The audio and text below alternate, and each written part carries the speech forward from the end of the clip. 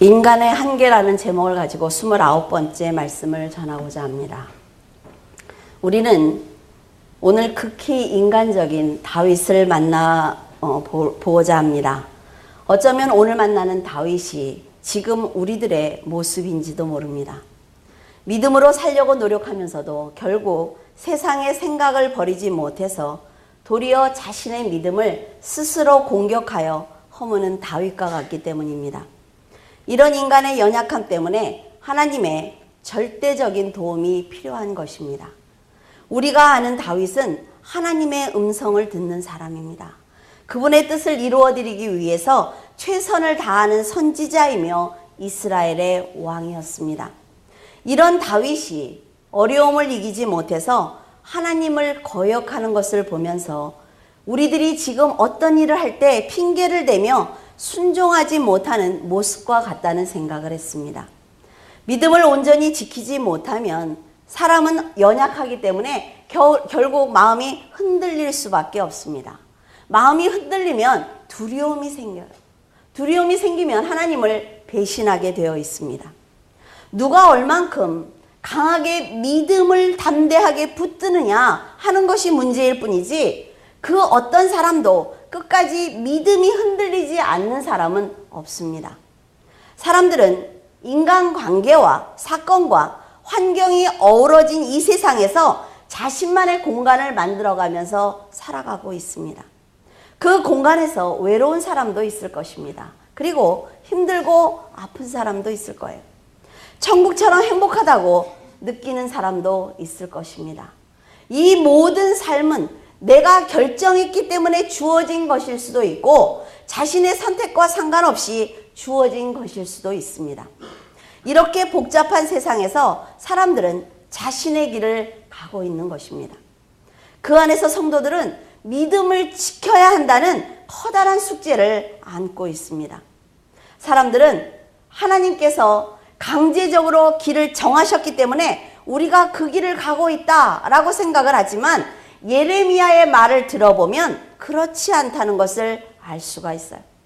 예레미야 32장 19절에 예레미야가 말하기를 주는 책략이 크시며 하시는 일에 능하시며 인류의 모든 길을 주목하시며 그의 길과 그의 행위의 열매대로 보응하신다 라고 말하고 있습니다.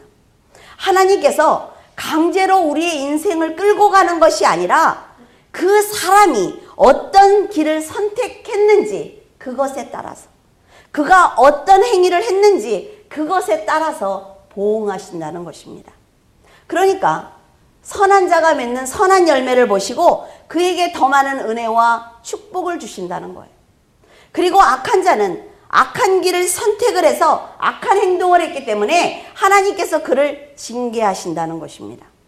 여러분의 인생은 하나님께서 정하신 대로 끌려가는 것이 아니라 여러분이 맺은 열매의 종류에 따라서 하나님이 지금 도우시기도 하고 책망하시기도 하는 것입니다. 자신의 인생의 모습은 곧 자신이 만들었다는 거예요. 영적으로 선하게 산다면 하나님께서는 많은 축복을 허락하실 것입니다. 여러분은 어떤 환경과 사람을 만나든지 선한 열매를 맺기 위해서 노력하시기를 바랍니다. 오늘 우리가 만나는 다윗을 보면 하나님의 도움이 없으면 인간은 결국 죄와 사망의 길로 갈 수밖에 없는 존재다라는 것을 우리가 알 수가 있어요. 다윗은 지금 자신을 죽이려고 쫓아다니는 사울을 피해서 도망다니면서 하나님의 절대적인 보호가 지금까지 있었기 때문에 그가 살아남았습니다.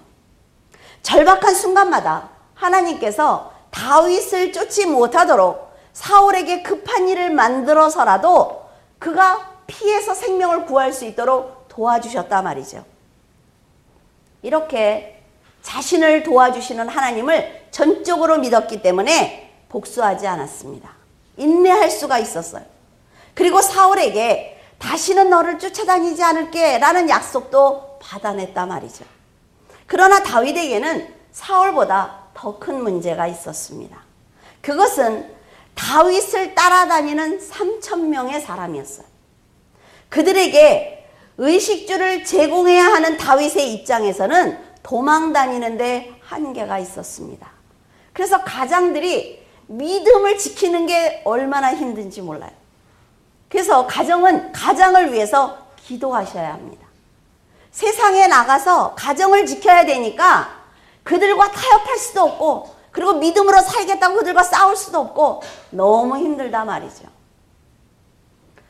다윗을 믿고 함께 고난을 선택한 사람들은 사울을 죽일 수 있는 기회가 있음에도 불구하고 죽이지 않는 다윗을 보면서 자신들이 처한 도피 생활이 언제 끝날지 너무나 막막했어요. 얼마나 답답했겠습니까? 사울을 죽이면 끝난다 말이죠. 그런데 다윗이 늘 이런 말을 합니다. 하나님의 명령이야. 도망다니는 게 하나님의 명령이야. 사울을 죽이지 않는 게 하나님의 명령이야. 그러면서 번번이 사울을 살려주는 거예요. 그 사울은 감사도 잊은 채 또 어때요? 다윗을 죽이려고 쫓아다니고 있습니다. 이런 현실을 보면서 그들이 얼마나 실망했겠어요. 약속을 어기고 사울이 3,000명의 정예부대를 데리고 왔을 때 그 사람들이 얼마나 두려웠을까 생각을 해보면 불평하는 것이 이해가 된다 말이죠. 군사들에게 만약 가족이 없었다면 다윗이 어떤 결정을 해도 그 결정에 순종했을 것입니다. 하지만 자신이 가족을 지켜내야 한다는 강박감이 다윗을 향한 믿음까지도 흔들리게 만든 거예요. 하나님께서 이스라엘을 절대로 떠나지 마라 라는 그 말로 3,000명을 설득하기에는 무리가 있었습니다. 3,000명이 다윗에게 언제까지 우리가 이렇게 도피 생활을 계속하느냐고 아우성을 친다면 다윗 역시 지금 자신이 하는 행동에 대해서 확신이 없었을 것입니다. 아무리 지도자라고 해도 곁에 있는 사람들이 자신의 의견을 강하게 주장을 하면 무시할 수 없다 말이죠. 그리고 그 수가 더 많다면 여러분 상대하기 힘들 것입니다. 그러나 다윗은 사람보다 하나님의 약속을 믿었어야 했습니다. 어떤 일이 있어도 믿었어야 한다 말이에요. 어쩌면 사울도 다윗이 살려줄 때마다 그만하고 싶었을지도 몰라요. 이건 제 생각이에요. 성경에 없어요. 그런데 곁에 있는 사람들이 계속 다윗이 숨어있는 곳을 알려준단 말이죠. 그리고 신하들이 다윗을 죽이지 않으면 당신 아들 요나단이 왕이 될 수 없습니다 라고 계속 추궁을 하니까 쫓아다닐 수밖에 없는 거예요. 여러분, 그렇기 때문에 현재 내가 어떤 사람과 함께 있느냐에 따라서 믿음을 지킬 수도 있고 자신의 신념과 하나님의 약속을 버릴 수도 있습니다. 지금 여러분의 곁에는 누가 있습니까? 그리고 그들이 여러분의 믿음이 성장할 수 있도록 돕는 사람입니까? 여러분의 곁에서 계속 불평하는 사람이 있으면 여러분 절대로 믿음을 지켜낼 수가 없어요. 그리고 여러분은 곁에 있는 사람들의 믿음이 성장하도록 돕는 삶을 살고 있습니까? 이것은 너무나 중요하다 말이죠. 인생을 여러분의 의지로 살 수도 있지만 살다 보면 다윗처럼 자신의 의지와 상관없이 사람들에 의해서 무너질 수 있기 때문에 그렇습니다. 다윗은 하나님께서 사무엘상 22장 5절에 선지자 갓을 통해서 유다에 있어라 라고 명령을 하셨어요. 그럼에도 불구하고 이 3,000명의 두려움을 잠재우기 위해서 블레셋으로 피하는 것이 상책이다 라는 결론을 내렸습니다. 다윗처럼 하나님의 말씀에 절대적으로 순종해서 원수인 사울조차도 죽이지 않던 사람이 왜 불순종을 하면서 블레셋으로 갔을까? 이것이 저의 고민이었어요. 다윗의 마음을 이해해 보려고 노력했단 말이에요. 하나님이 지금까지 죽을 수밖에 없는 상황에 처했을 때마다 하나님이 살려주셨는데 그런 하나님을 알고 있는 다윗이 왜 도망갔을까? 다윗은 하나님의 명령을 준행하겠다는 믿음보다는 이 어려운 환경을 어떻게 하면 벗어날 수 있을까? 인간적인 생각이 더 컸던 것입니다. 하나님의 명령임에도 불구하고 인간적인 생각이 하나님을 향한 믿음보다 더 커지니까 거역할 수 있었던 거예요. 전에 아기스 왕 앞에서 여러분 기억나십니까? 침을 흘리면서 미친 행동을 했단 말이야, 살기 위해서. 그래서 겨우 빠져나온 그 블레셋이 이제는 더 안전하다고 말하고 있습니다. 여러분, 다윗은 곁에 있는 사람들에게 이만큼 영향을 받고 있는 거예요. 다윗이 혼자였다면 절대로 그런 결정을 하지 않았을 것입니다. 그래서 우리 그런 말 많이 하죠. 내 자녀 때문에, 제 남편 때문에, 제 아내 때문에 교회를 등한시할 수밖에 없습니다. 믿음을 지키기 위해서 자기의 생명을 다해 말씀대로 살아온 다윗도 결국 곁에 있는 사람들 때문에 불순종을 선택한 것입니다. 여러분, 얼마나 안타까운 현실인지 몰라요. 만약 다윗이 예수님처럼 사람들을 모두 다 돌려보냈다면 어땠을까라는 생각을 해보았어요. 만약에 수천 명의 사람이 내 앞에 있단 말이에요. 나는 그 사람들의 왕이에요. 그런데 그 사람들이 믿음을 방해한다면 그 사람들을 돌려보내고 혼자가 되는 것이 훨씬 낫지 않았을까. 하나님의 명령에 순종해야 하기 때문에 자신의 뜻을 거역할 사람들은 모두 돌아가도 좋다 이렇게 말을 했다면 다윗은 유다에 남았을 것입니다. 그러나 다윗은 생각을 했을 거예요. 이들을 돌려보낸다면 어떻게 살까? 사울이 괴롭히지 않을까? 내가 없으면 이들이 살 수 없을 거야 라는 생각을 했단 말이에요. 그래서 하나님을 버렸던 것입니다. 결국 하나님께 모든 인생을 맡기지 못하고 때를 기다리지 못한 것입니다. 여러분도 어쩌면 곁에 있는 사람들 때문에 이런 결정을 할 수도 있습니다. 여러분 때문에 목사인 제가 잘못 판단하는 일이 생길 수도 있을 거예요. 저 때문에 여러분들이 진리의 길을 벗어나는 일도 있을 수 있을 것입니다. 그래서 하나님만 의지하고 여러분의 중심에 말씀이 서 있어야 한단 말이죠. 군사들처럼 가족들의 안위 때문에 믿음의 가장이 하나님을 버리는 일이 있다면 너무나 슬픈 일이라 말이에요. 여러분, 그래서 저는 기적을 중요하게 여기지 않습니다. 우리들이 삶으로 살아가는, 예수 그리스도와 함께 살아가면서 일어나는 것은 모두 다 기적이에요. 그 기적을 맛봐야만 하나님을 믿고 기적이 일어나야만 하나님께 감사한다면 그것은 신앙이 아닙니다. 여러분들이 이 험한 세상에서 살고 있는 자체가 기적이라 말이죠. 기적을 본 사람들은 하나님을 배신할 수가 있습니다. 그러나 하나님이 누구인지 아는 사람들은 하나님을 배신하지 않아요. 사람이 자기 가족을 지켜내는 건 한계가 있습니다, 여러분. 지금 봐요. 문 밖에 나가면 아이들이 어떻습니까? 1년에 찾지 못하는 애들이 잊어버리는 애들이 7,000명이래. 아이들이 집 앞에서 5분 거리에서. 그래서 돌아오지 못하는 애들이 1,000명이래. 부모들이 못 지켜서요? 아니요. 순간적인 일입니다. 그렇기 때문에 보이지 않는 곳까지 지켜주시는 하나님을 의지해야 한단 말이에요. 다윗은 사람들 때문에 어쩔 수 없이 스스로 자기의 믿음을 공격했습니다. 사탄 때문에 아담이 자신의 믿음을 공격해서 무너진 것처럼 다윗은 믿음과 불순종 사이에서 갈등했지만 결국 빛을 어둠으로 덮어버렸어요.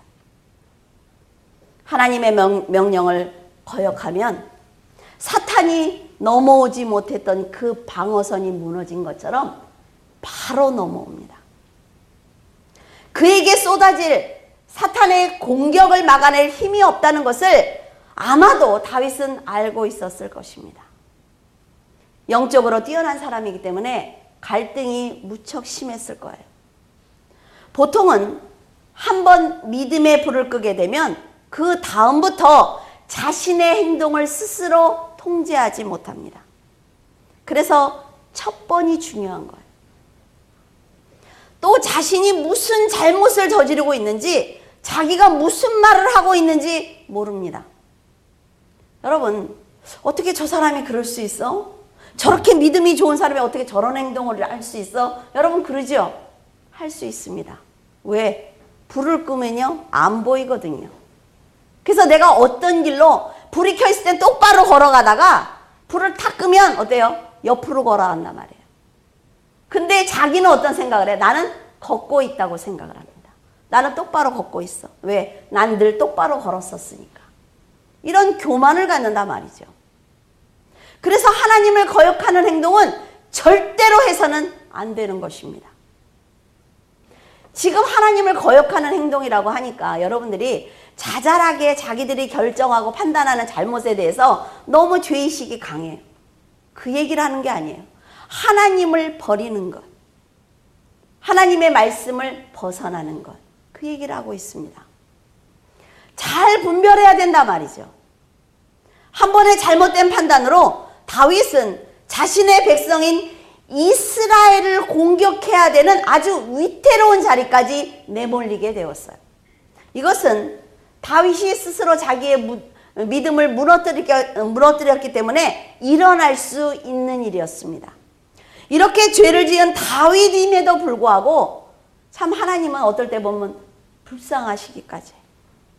제가 걸렸다는 병이 딱한 병인데 우리 부목사님이 정해준 거예요.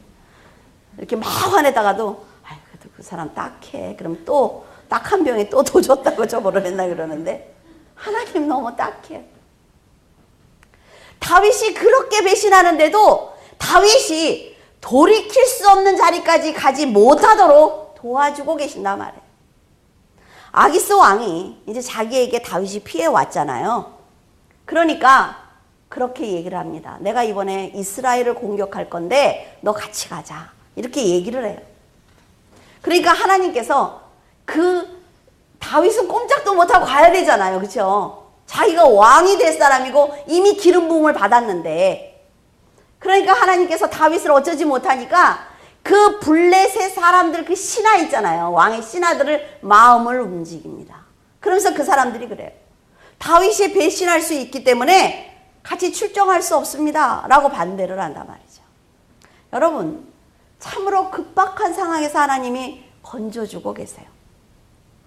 인간은 이렇게 현재만 보기 때문에 어리석은 결정을 내릴 수가 있습니다.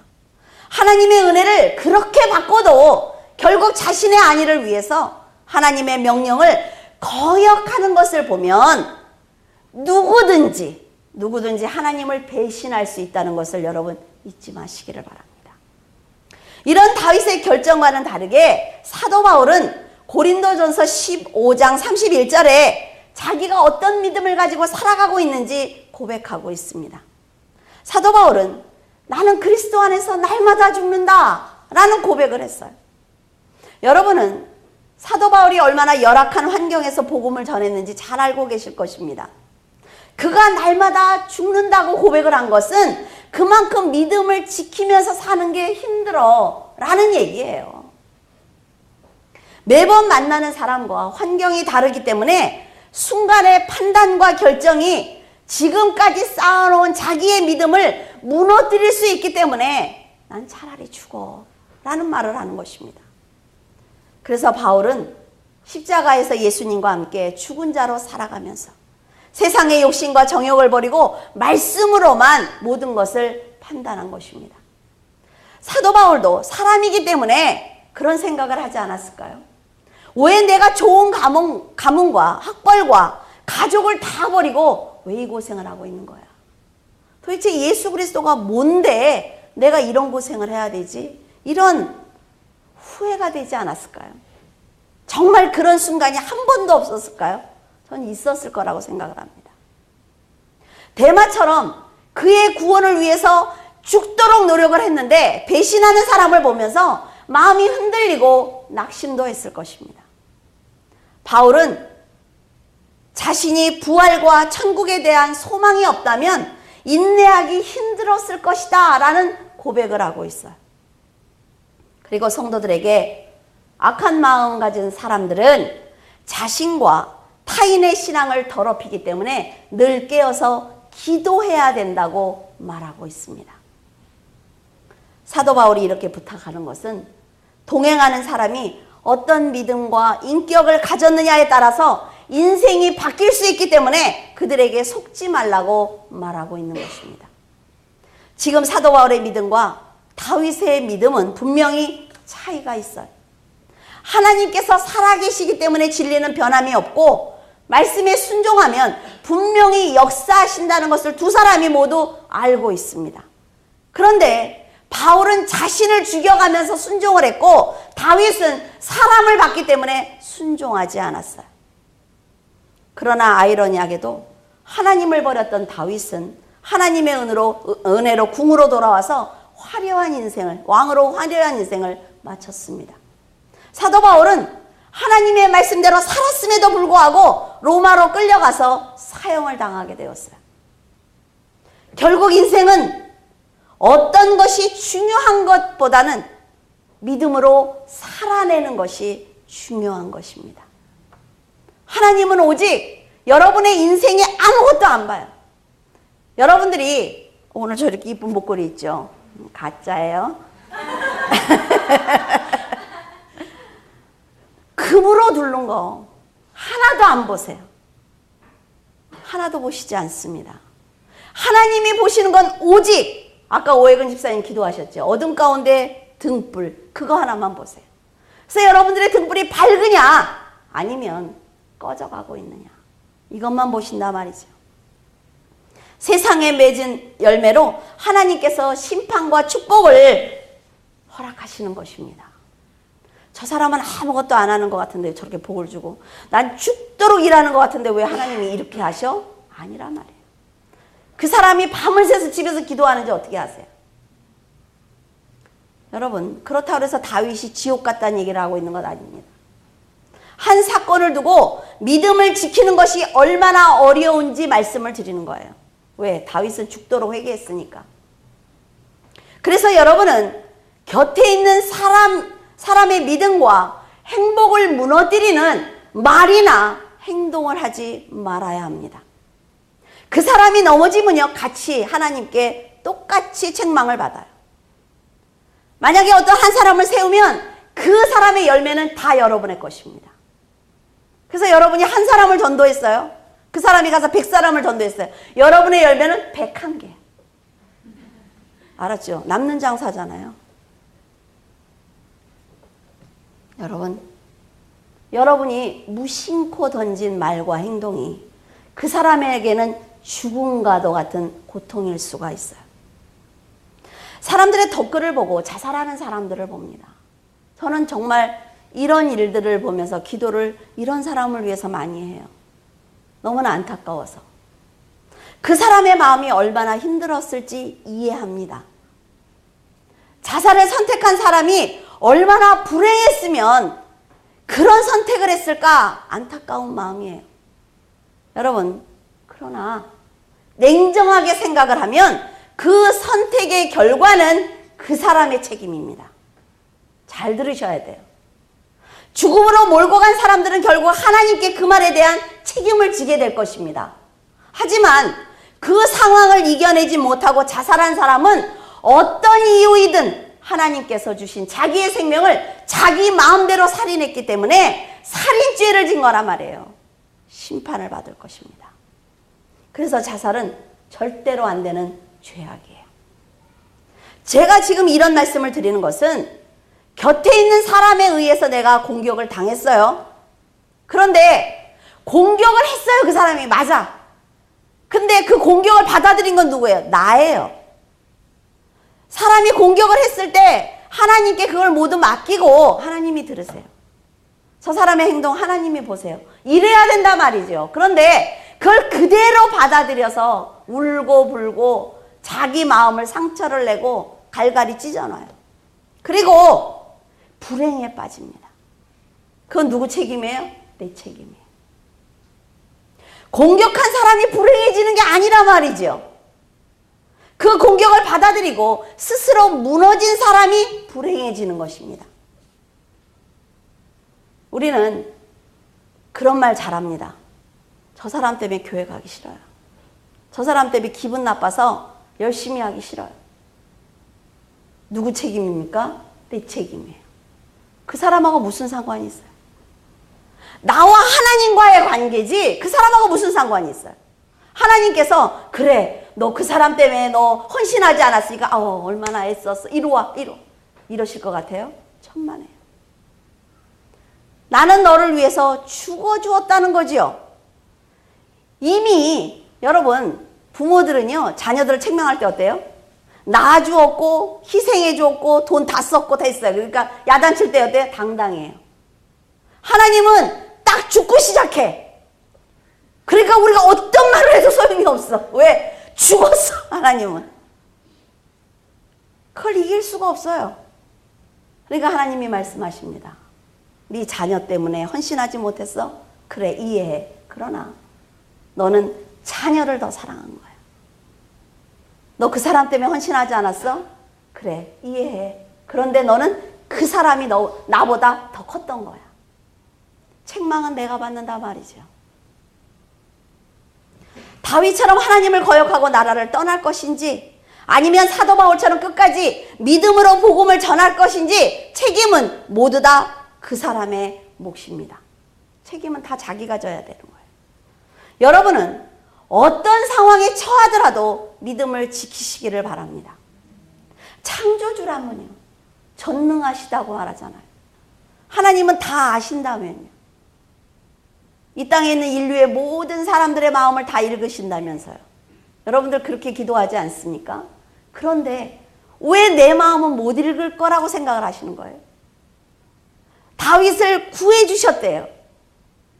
사울이 그 목전까지 왔는데 막아주셨대요. 이건 믿어요. 그런데 왜 내가 세상에 나가서 살아갈 때 하나님이 나를 돕지는 못할 거라고 생각하냐 말이죠. 이것이 우리들의 믿음입니다. 당신은 나를 도울 수 없습니다. 그러니까 안 도와주는 거예요. 하나님 앞에 무릎을 꿇고 하나님 내가 이런 문제가 생겼으니까 하나님이 나를 도우셔야 합니다. 나는 이겨낼 힘이 없습니다. 그래야 도와줄 거 아니에요.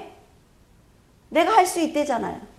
당신이 아니래도 그 사람을 나에게 붙여주십시오. 이렇게 기도하니까 하나님이 안 하시는 거예요.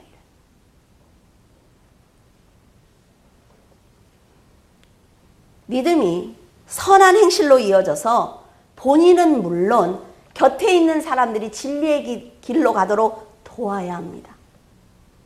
믿음을 버리면 다윗처럼 자신의 죄를 자신이 알기 때문에 어둠으로 들어가는 것이 안전하다고 생각을 해요. 재밌지 않습니까? 사람들의 생각이. 날마다 하나님과 대화하고 기도할 때는 하나님과 대화하는 것이 안전하다고 말을 해요. 그런데 내가 기도를 멈추고 성경 읽는 걸 멈추고 교회 가는 걸 멈추면 이것이 안전하다고 생각을 합니다. 그래서 돈을 갖기 위해서 혈안이 된단 말이죠. 다윗을 쫓던 사울이 블레셋으로 도망간 다윗을 보면서 쫓아가는 걸 포기했어요. 그러면 여러분 세상 사람들은 그러지 않겠습니까? 역시 다윗의 판단이 옳았어. 다윗이 지혜롭네. 하지만 세상의 모든 기준은 하나님의 말씀입니다. 다윗에게 이스라엘 땅에 있어야 한다고 말씀하신 하나님의 명령에는 분명한 이유가 있단 말이죠. 그는 이스라엘 왕이 될 것이고 그 땅에서 백성들과 함께 있는 것이 왕이 될 사람에게는 아주 중요하기 때문에 이스라엘에 머물러 있으라고 얘기한 거예요. 그러나 다윗은 당장 육신의 편안함을 위해서 사람들을 이끌고 블레셋으로 피신한 것입니다. 다윗이 블레셋 지방에 정착한 그 날수는 1년 4개월이에요. 그동안 다윗은 블레셋에 거하면서 재밌는 행동이에요, 여러분. 블레셋의 하나님의 명령을 일단 거절하고 블레셋에 거하면서 이스라엘을 괴롭히는 이방 나라를 침공했어요. 그래서 이스라엘을 도왔습니다. 그러니까 아기스가 전쟁을 하고 승리하니까 너 누구랑 싸웠어? 그러니까 뭐라 그래요? 이스라엘과 싸웠습니다. 이렇게 거짓말을 해요. 살아남기 위해서. 이스라엘을 위해서 적들을 공격했다는 것이 아기스에게 알려지면 문제는 아주 복잡해지기 때문에 거짓말을 시작하고 있습니다. 다윗의 지금 행동을 보면 이스라엘을 사랑해서 나라 밖에 있으면서도 나라를 위하는 것처럼 보입니다. 그러나 원수를 공격하고도 이스라엘을 공격했다고 말하는 그 현실과 그 거짓말로 인해 결국 블레셋과 함께 이스라엘을 공격해야 되는 그 자리까지 가는 것, 이걸 보면 처음의 선택이 얼마나 중요한지 알 수 있단 말이죠. 블레셋으로 가지 않았다면 이런 일들은 일어나지 않는 일들이에요. 이걸 순종하지 않으니까 이 복잡한 일들이 계속해서 일어난단 말이죠. 이스라엘을 위해서 공격했지만 그 전에 하나님의 말씀을 거역했기 때문에 계속 해결할 수 없는 문제들이 지금 일어나고 있는 거예요. 근데 결국 뭐예요? 하나님이 다 해결해 주시잖아요, 지금.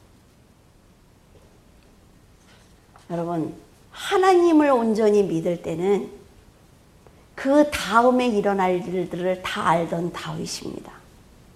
그런데 그 울타리가 사라지니까 한 문제를 해결하면 또 생기고 또 생기고, 죄는 새끼를 치는 거예요. 그렇게. 이것이 바로 지혜가 없는 자가 살아가는 힘겨운 세상입니다.